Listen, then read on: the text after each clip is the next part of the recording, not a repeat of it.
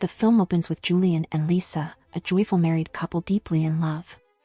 While Julien feeds their young son, Oscar, Lisa arrives home and takes a picture of the tender scene. Julien teaches at a high school, and Lisa works a corporate job. She complains about her strict boss, recalling a tense argument from the day before. Later, as Lisa takes her insulin, showing she has diabetes, she grabs her coat to leave for work and spots a blood stain on it. Confused about its origin, she begins scrubbing it clean. Then, police storm into the house and arrest Lisa without a word, seizing her blood-stained coat. A stunned Julien demands to know the charges, and the cops say she's accused of murder. Lisa protests, claiming she's innocent, but they ignore her. The story jumps ahead 3 years. Julien and Oscar visit Lisa in prison, where her case remains unresolved. The couple is overjoyed to see each other, though Oscar acts cold and avoids his mother. Julien tells Lisa he's spoken with a detective who's questioning local junkies about the incident. Lisa says her lawyer sounded pessimistic during their last talk. Struggling to afford the lawyer, she suggests selling her mother's house, but Julien brushes it off, saying he'll figure it out. The following day, Julien meets the lawyer, who delivers bad news. There's no new evidence to help Lisa, and the existing clues point against her. She's accused of murdering her boss after their argument, which suggests a motive. Her fingerprints were on the fire extinguisher that killed the woman, her boss's blood stained her coat, and a cleaner placed her in the parking lot where the crime occurred. The lawyer urges Julien to accept reality. Lisa might spend 20 years behind bars. Later, when Lisa receives this news in prison, she breaks into tears and curses her fate. Then we see a flashback of what really happened that awful day. Lisa walked into the parking lot just after a junkie woman killed her boss. As the woman rushed by, she accidentally wiped her bloody hands on Lisa's jacket. Lisa noticed a fire extinguisher on the ground, picked it up, and set it against the wall, something a janitor saw. She drove away, not knowing her boss was lying dead right next to her car. Back in the present, Julien hurries to the hospital when he hears Lisa tried to end her life. He finds her in a room, unconscious but still alive after what she did. He sits by her side, his heart breaking as he looks at his wife, so weak and lost. Julien loves her so much he'd do anything to save her, so he starts looking for help in dangerous places. The next day, he walks into a shady gambling den and meets a man named Henry Pasquet. Henry used to be a criminal and escaped prison 7 times, he even wrote a book about it. While they talk, Julien secretly records their conversation to listen to later. Henry tells him no prison is perfect, each one has a weak spot, a key, and they just need to find it. Intrigued, Julien asks how they caught him again, to which Henry reveals that he turned himself in. He explains that escaping from prison is the easy part, but the hard part is staying free. When Julien asks how one can avoid being caught, Henry says that first he must cut ties with everyone he knows. He needs to arrive at an overseas airport within a few hours of the escape before the authorities find him. Most importantly, there should be credible false identification papers. Henry also advises Julien to carry a large amount of cash that will last at least a year. Now, Julien has a planned map based on Henry's advice. In the next 3 months, Julien devotes himself to making an escape plan and ensures that he meets all the conditions Henry mentioned. He avoids all contact with friends and family, and tells no one about his plans, not even Lisa. He also begins to visit the prison regularly to observe the security routine, and track what comes in and out during the day. One morning, when Julien goes to see Lisa in prison, a doctor reveals that she has been refusing to take her insulin. As a result, her health is rapidly deteriorating, and she's slowly dying, so the doctor asks him to talk with his wife. Later, he meets with Lisa and begs her not to skip her insulin. But she confesses she's lost all hope and doesn't want Oscar to see her in such a bad state. That evening, Julien heads to a rough part of town and meets a junkie named Mus. He asks if the guy can make fake documents for him. Mus says no but gives him the address of someone named Hassan. A little later, Julien walks into a bar and asks the bartender if he knows anyone named Hassan. A biker nearby watches him closely while the bartender points out Hassan, so Julien walks over to talk about the fake documents. Soon after, Hassan takes him outside for a private chat. Then, out of nowhere, Mus attacks Julien from behind. Hassan jumps in, stealing all the cash Julien has, and the two take off running. Later at home, stressed Julien wonders what to do next. Then the doorbell rings. It's the biker from the bar, which spooks Julien enough to grab a knife, but the biker says he can get what Julien needs. After a moment of doubt, Julien lets him in and explains he wants 3 fake passports and a license. The biker asks for 2,500 euros, cash on delivery.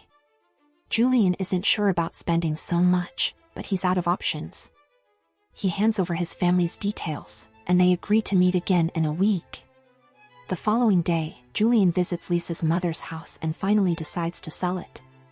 While poking around, he finds her father's old gun and tucks it away for himself. The scene jumps to a week later, where Julien meets the biker quietly under a bridge and picks up the fake documents without a hitch.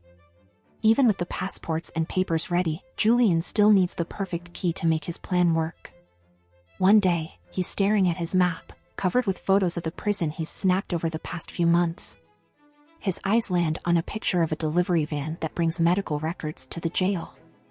The next day, Julien waits outside the prison and spots the delivery van pulling up.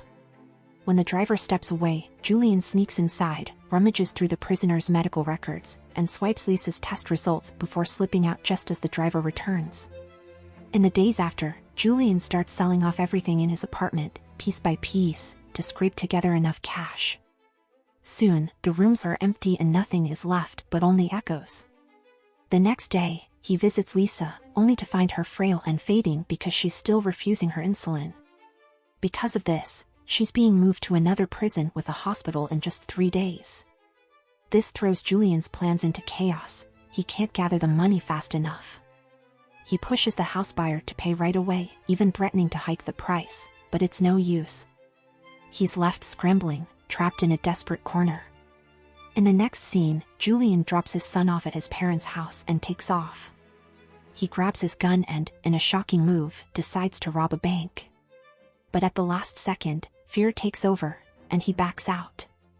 That evening, he heads back to the rough neighborhood and ambushes a young drug dealer, aiming the gun at him and demanding cash. The scared kid hands over what he has, but it's not nearly enough. Julien keeps threatening him, and the boy, shaking, leads him to his boss, Martian, who's got piles of money stashed at his place. When they get to the house, the kid's a wreck, warning that his boss will kill him for ratting him out. But with a gun to his head, he's got no choice. He rings the doorbell, and the moment Martian opens it, Julien shoves the boy inside, where the boss's dog lunges and bites him. Julien orders Martian to lock the dog up, then holds him at gunpoint as he steps into the living room. He demands to know where the money's hidden, but the crime boss stays silent. Furious, Julien smashes him with the gun. Then he turns the weapon on the boy, and demands to know where his boss has kept the money. Martian growls that he'll kill the kid if he talks, but the terrified boy blurts out it's under the couch. As Julien heads over to grab the money, Martian shoots at Julien and the boy. But Julien manages to shoot the boss dead before grabbing all the money. In the chaos that follows, the boy, barely clinging to life, begs for help. Feeling a pang of guilt, Julien tries to rush him to the hospital, but the kid dies on the way. Panicked, Julien leaves the body at a bus station and speeds off. After cleaning up, he heads to his parents' house. He finds his dad still awake and greets him casually, but the old man's been worried about how strange Julien's been acting lately. He asks if everything's all right, but Julien brushes it off with a quick yes and clams up. Later, he checks on Oscar, while his dad rummages through his jacket. The old man finds 3 fake passports and pieces together Julien's escape plan. Meanwhile, alone in the room, Julien collapses into tears, overwhelmed by the fact that he's just taken 2 lives in one day. The next morning, as Julien and Oscar prepare to leave, his dad hands him the jacket back. Spotting the papers sticking out, Julien knows his dad's onto him. The old man pulls Oscar into a tight hug, knowing it might be the last time, then wraps Julien in an emotional embrace. They say goodbye without a word, the weight of it hanging heavy between them.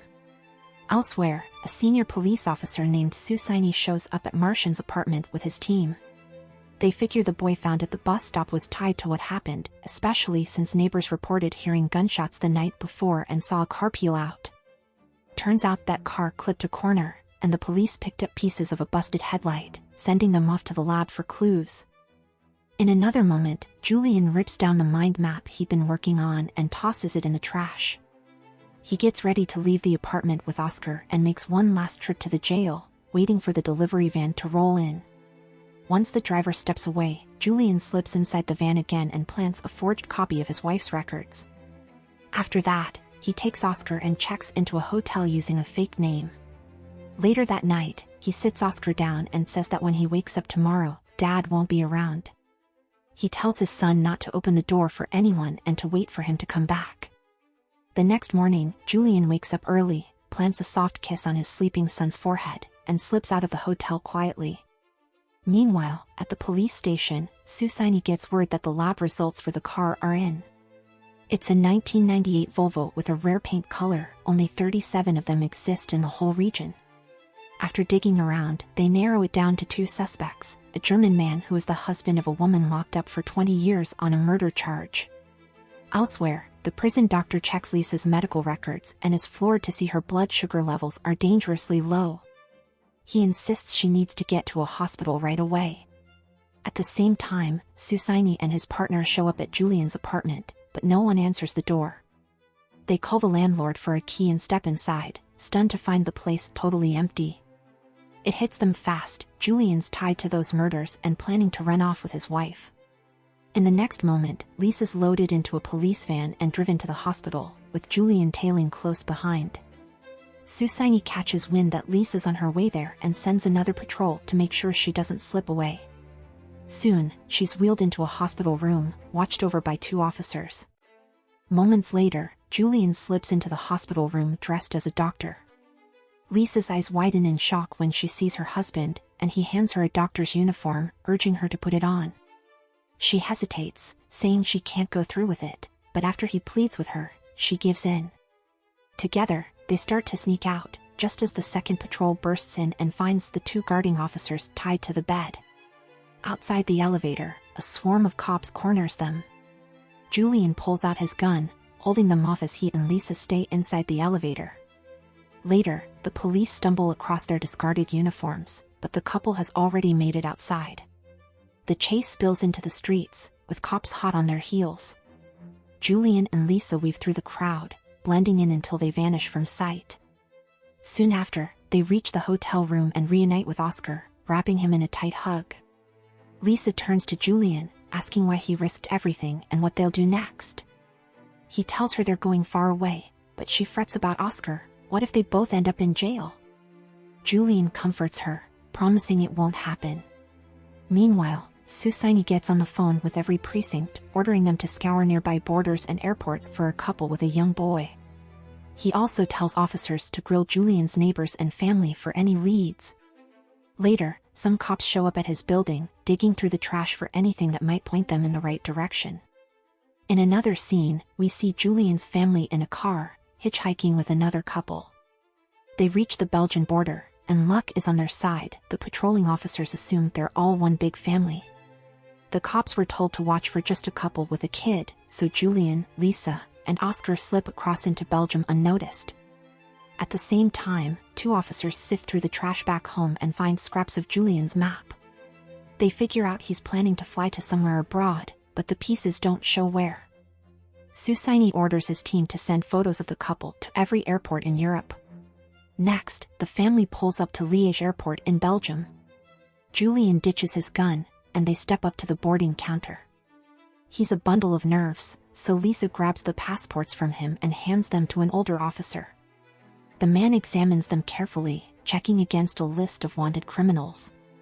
Nothing flags, and he waves them through.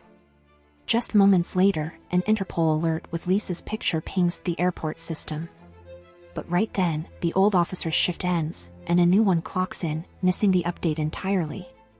In the final scene, Julien's mind map is pieced back together at the police station, but it doesn't give them any solid leads. Susani issues an international warrant, though he admits it's likely pointless. They could be anywhere on the planet by now. As the movie wraps up, we see Julien's family stepping off a plane in San Salvador, Central America. Lisa's face lights up with relief, grateful she's escaped 20 years behind bars and can begin a fresh life with her family in this quiet little town. Anything for her is a gripping story of desperate choices and a family fighting to stay together, no matter the cost. If you enjoyed this, don't forget to like and subscribe for more.